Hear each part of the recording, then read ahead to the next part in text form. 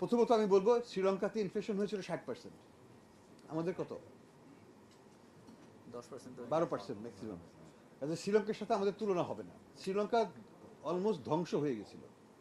শ্রীলঙ্কাতে output contraction হয়েছিল, আমাদেরকে output contraction হয়েছে, আমরা বলছি 4.5% গ্রোথ প্রবৃদ্ধি হবে। এটা কি নেগেটিভ?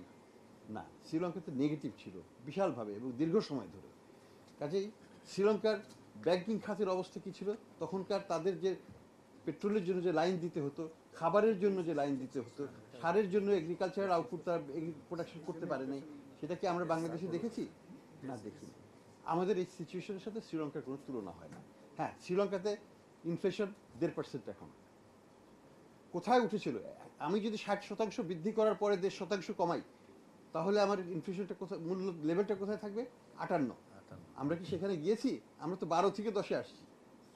কাজে এই তুলনাটা অপ্রাসঙ্গিক, এবং এটা আমি মনে করি যে এটা বস্তু নির্ভর নয়। কারণ জিনিসটা শ্রীলঙ্কার দ্য পেইন শ্রীলঙ্কা দিয়েছে, সেটা আমরা ধারে কাছে আমরা যাইনি।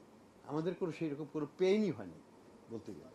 শ্রীলঙ্কা অনেক কষ্টের মধ্যে দিয়ে গেছে, তাদের বেকারত্ব, তাদের আউটপুট লস, তাদের ব্যাংকিং ডিফল্ট ইত্যাদি ব্যাপকভাবে হয়েছে। তাদের যে ভালনারেবিলিটি, তো আইএমএফ ছিল, আমরা কি আইএমএফের ঋণ না হলে কি আমাদের চলবে না? চলবে। আইএমএফের টাকা তো আমরা এখনো একটাও পাইনি। তাতে কি আমাদের রিজার্ভ বিল্ড আপ হয় নাই? হয়েছে। শ্রীলঙ্কার তো হয় নাই, তারা তো পারে নাই এটা না। তো আমাদেরকে সিচুয়েশন অনেক ভালো শ্রীলঙ্কা বা পাকিস্তানের চাইতে। এই তুলনাটা আমরা না করলেই আমার মনে হয় ভালো হবে, কারণ এটা তুলনার যোগ্য নয়। বল।